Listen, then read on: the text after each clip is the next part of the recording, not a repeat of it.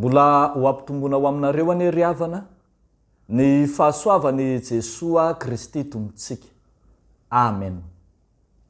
Ny fahafahana araka ny fiantsoana.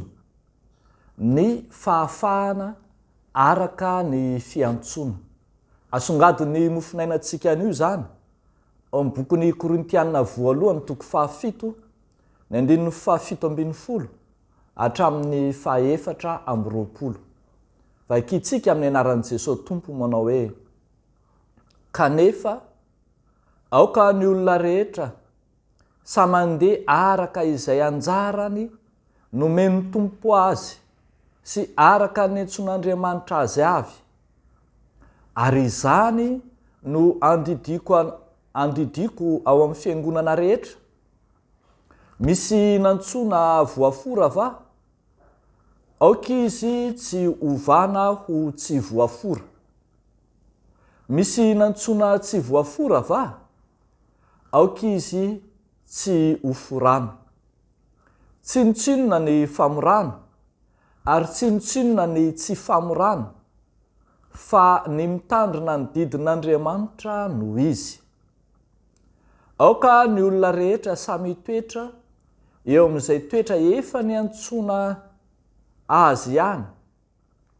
Nantsona va ianao raha mbola mpanompo? Aoka tsy hampaninina anao zany, nefa raha misy ahafahanao, aleo izany. Fa ny andevo izay voantso ao amin'ny Tompo dia olona afaka amin'ny Tompo. Toy izany koa ny olona afaka izay voantso dia mpanompon'i Kristy. Fa olom-boavidy ianareo, ka aza mety ho andevon'olona.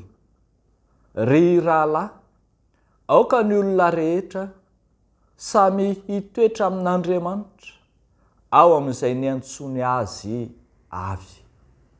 Ray masino, manamasinanay amin'ny fahamarinana.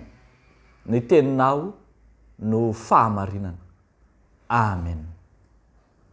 Fahafahana araka ny fiantsoana. Intelo miantaona ny apôstôly Paoly no miantso an'ny fiangonana. 170 ny 20,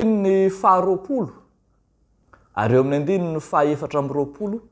Araka izany dia mazava ny antsoina hoe fahafahana amin'ny apôstôly Paoly eto amin'ity mofinainantsika ity dia mifanaraka indrindra amin'ny antson'Andriamanitra.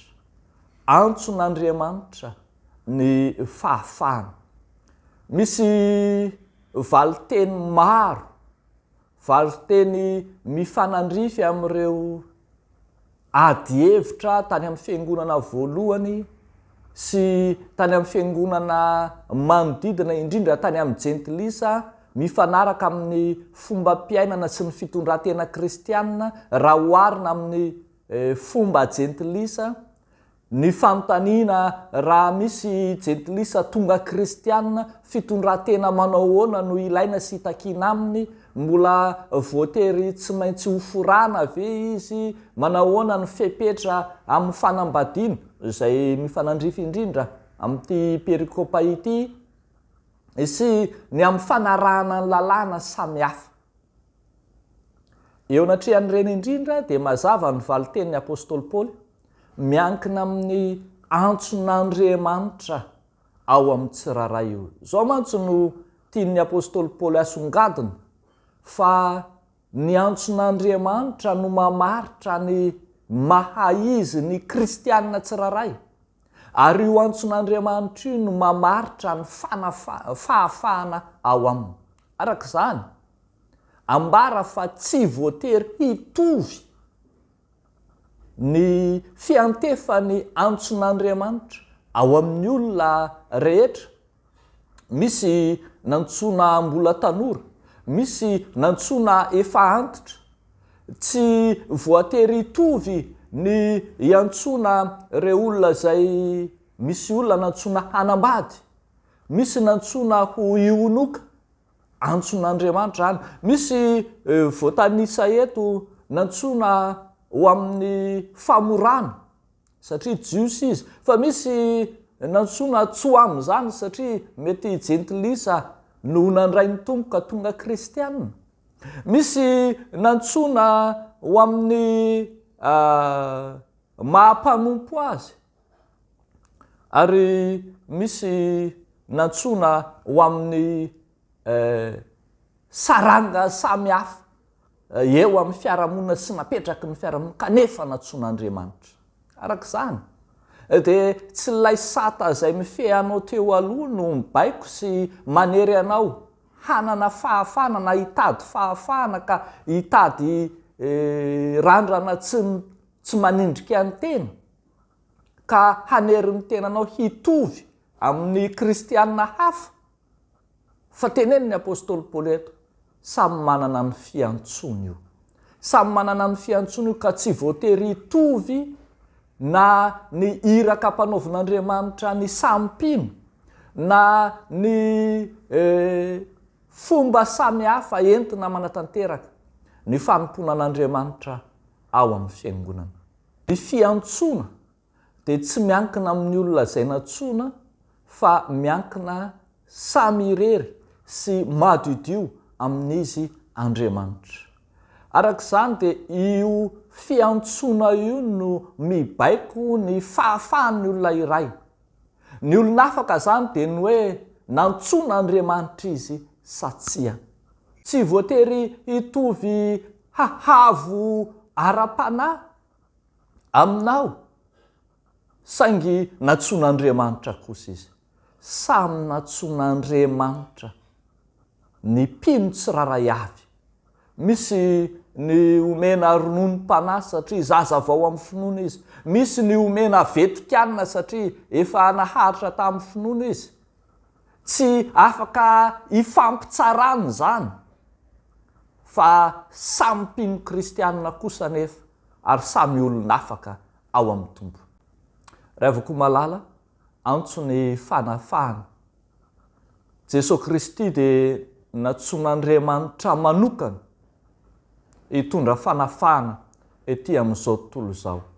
Antson'ny tompo zany dia ny tanterahana na dia tsy voatery mitovy, tsy voatery ho sahazaza azy, tsy voatery mitovy tamin'ilay lapa nilaozany azy ary tsy voatery zaka ny tenany akory azy, kanefa antson'Andriamanitra dia ny tanterahana zany. Ho anao ihany koa tsy anjaranao no mitady ny situation adapté mety aminao amin'ny fanompoana an'Andriamanitra, fa anjaran'Andriamanitra no miantso sy mametraka anao amin'ny anjara sahazanao, tsy salovananao ny anjarany hafa fa ahafahanao kosa manatanteraka amin'ny zotom-po sy fitiavana ny anjara nomen'Andriamanitra anao.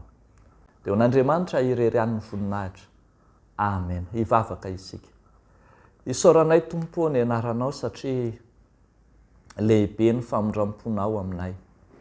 Misaotra anao zahay ny amin'ny antsonao Andriamanitra mety efa ty anatin'ny fonay tsiraray avy amin'ny anjara sy andraikitra natolotrao anay. Fa Andriamanitra mpandahatra endry ianao ka mandahatra araka ny sitraponao, araka ny mety sy sahaza aminay tsiraray avy. Zay vonina Tompo, anao arak'izay anirahanao anay. Tompo Andriamanitra io, vao avy nankalaza tsy ela ny fetiny reny izahay dia mahatsiaro manokana ny renim-pianakaviana rehetra, tondram-bavaka azy reny, indrindra ahafahany mitondra ny ankonany eo anatrehanao Andriamanitra. Ampaherezo ny fon'ireo izay miady irery sy mahatsiaro mizaka ny mangidy ao an-tokantrano. Ampaherezo ireo renim-pianakaviana trotraky ny adi-tsaina, reraky ny fiainany. Ampaherezo Tompo ary aoka ny fanainao masina ho aminy. Amin'ny anaran'i Jesosy Kristy Tomponay. Amen.